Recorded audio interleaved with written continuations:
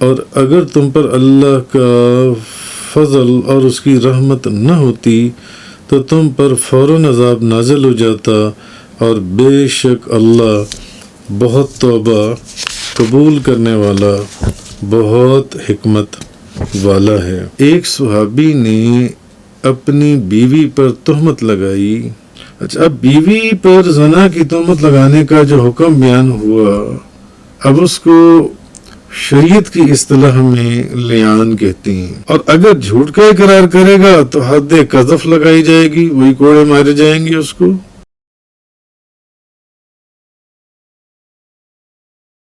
والذین یرمون ازواجہم ولم یکن لہم شہداء الا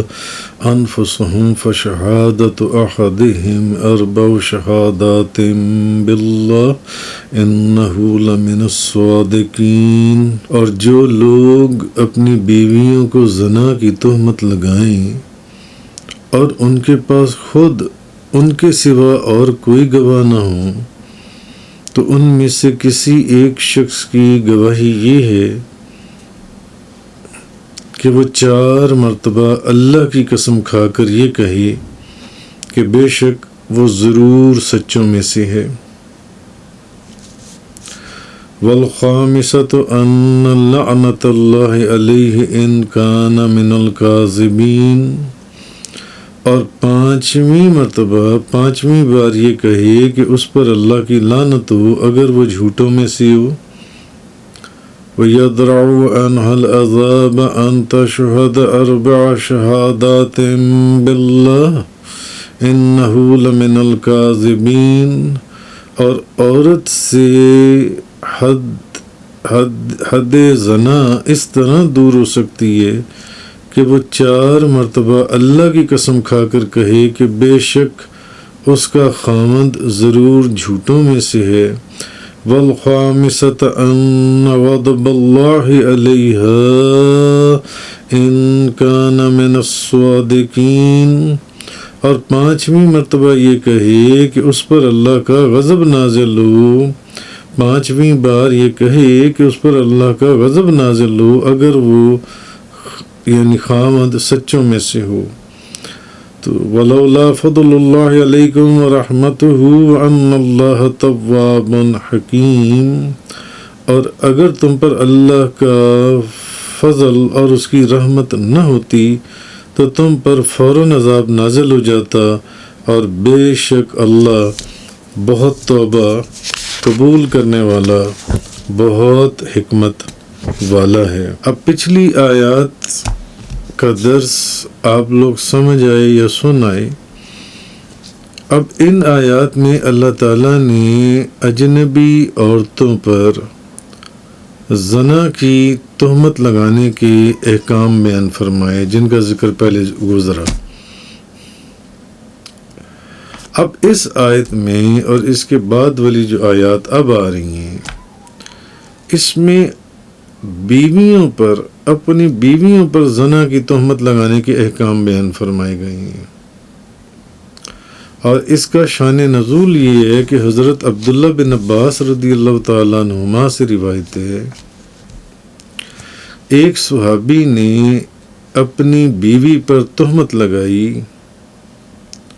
تو نبی پاک صلی اللہ علیہ وسلم نے ارشاد فرمایا گواہ لاؤ ورنہ تمہاری پیٹھ پر حد لگائی جائے گی۔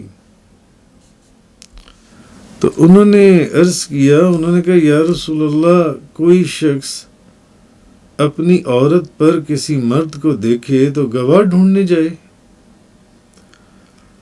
نبی پاک صلی اللہ علیہ وسلم نے پھر وہی جواب دیا، یعنی حضور نے فرمایا گواہ لاؤ ورنہ تمہاری پیٹھ پر حد جاری کی جائے گی جن سے۔ تو پھر وہ کہنے لگے قسم ہے اس کی جس نے آپ صلی اللہ علیہ وسلم کو حق کے ساتھ بھیجا ہے، بے شک میں سچا ہوں، اور خدا کوئی ایسا حکم نازل فرمائے گا جو میری پیٹھ کو حد سے بچا دے۔ تو اس وقت جبریل علیہ السلام اترے اور یہ آیتیں نازل ہوئی۔ پہلے تھا جو اجنبی عورتوں پر زنا کی تہمت لگانے، تو اب بیویوں پر جو زنا کی تہمت لگائیں۔ اچھا، اب بیوی پر زنا کی تہمت لگانے کا جو حکم بیان ہوا، اب اس کو شریعت کی اصطلاح میں لعان کہتے ہیں، اور خلاصہ اس کا یہ ہے کہ جب مرد اپنی بیوی پر زنا کی تہمت لگائے تو اگر مرد اور عورت دونوں گواہی دینے کی اہلیت رکھتے ہوں اور عورت اس پر مطالبہ کرے تو مرد پر لعان واجب ہو جاتا ہے۔ اچھا، اگر وہ لعان سے انکار کر دے تو اسے اس وقت تک قید میں رکھا جائے گا جب تک وہ لعان کرے، یا پھر اپنے جھوٹے ہونے کا اقرار کر لے کہ اس نے جھوٹی تہمت لگائی ہے، اور اگر جھوٹ کا اقرار کرے گا تو حد قذف لگائی جائے گی، وہی کوڑے مارے جائیں گے اس کو، جس کا ذکر پہلے گزر چکا۔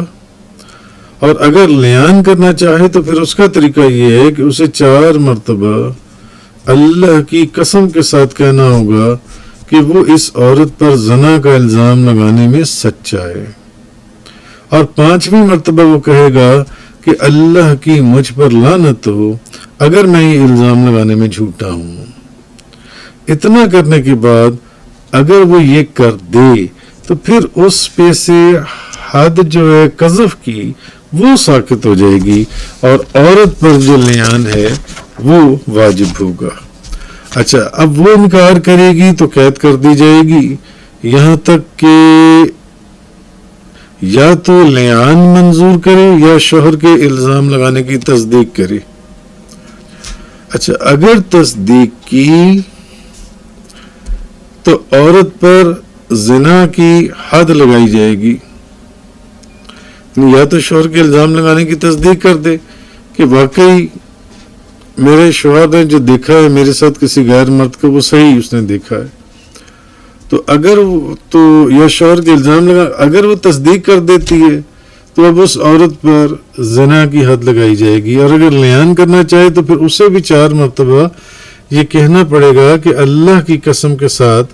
وہ کہے گی کہ مرد اس پر زنا کی تہمت لگانے میں جھوٹا ہے، اس نے جھوٹی تہمت لگائی ہے۔ تو 5ویں مرتبہ پھر وہ یہ کہے گی کہ اگر مرد اس الزام لگانے میں سچا ہو تو مجھ پر خدا کا غضب ہو۔ اچھا، اب اتنا اگر وہ بھی کہہ دے گی تو وہ بھی پھر جو زنا کی حد جو ان سی ہے وہ اس سے بھی ساقط ہو جائے گی، اور لعان کے بعد قاضی ان دونوں میاں بیوی کے اندر جدائی کروا دے گا، اور یہ جدائی واقعہ ہو جائے گی بغیر قاضی کے نہیں۔ اور یہ جو جدائی ہے یہ طلاق بائنہ کا حکم رکھتی ہے، طلاق بائنہ ہو جائے گی جن سی ہے۔ اور اگر مرد گواہی دینے کی اہلیت رکھنے والوں میں سے نہ ہو، مثلاً وہ غلام ہے یا کافر ہے اور اس پر قذف کی حد لگ چکی ہو تو پھر لعان نہیں ہوگا، اور تہمت لگانے سے مرد پر قذف کی حد لگا دی جائے گی جن سے۔ اور اگر مرد گواہی کی اہلیت رکھنے والوں میں سے ہو اور عورت میں یہ اہلیت نہ ہو کہ وہ باندھی ہے یا کافرہ ہے یا اس پر قذف کی حد لگ چکی ہے یا مجنونہ ہے یا بچی ہے، تو اس صورت میں بھی نہ مرد پر حد ہوگی اور نہ لعان۔ تو اس کی تفصیل بے شمار کتابوں میں اور فقہ کی کتابوں میں آپ وہاں سے بھی اس کے اور درجنوں مسائل اس کے اندر سے جو نکلتے ہیں، بہار شریعت میں آپ دیکھ سکتے ہیں، بہت درجنوں مسائل وہاں پر موجود ہیں۔ آگے فرمایا وَلَوْلَا فَضْلُ اللَّهِ عَلَيْكُمْ وَرَحْمَتُهُ، اور اگر اللہ کا فضل اور اس کی رحمت تم پر نہ ہوتی، یعنی اے تہمت لگانے والے مرد اور تہمت لگائی گئی عورتوں، اگر تم پر اللہ کا فضل اور اس کی رحمت نہ ہوتی اور اللہ بہت توبہ قبول فرمانے والا اور اپنے تمام افعال اور احکام میں حکمت والا نہ ہوتا تو وہ تمہارے راز کھول دیتا اور اس کے بعد تمہارا حال بیان سے باہر ہو جاتا۔ وآخر دعوانا الحمدللہ رب العالمین۔ تفسیر قرآن کا یہ لیکچر انگلش میں سننے کے لیے براہ کرم ڈسکرپشن میں موجود لنک پر کلک کریں۔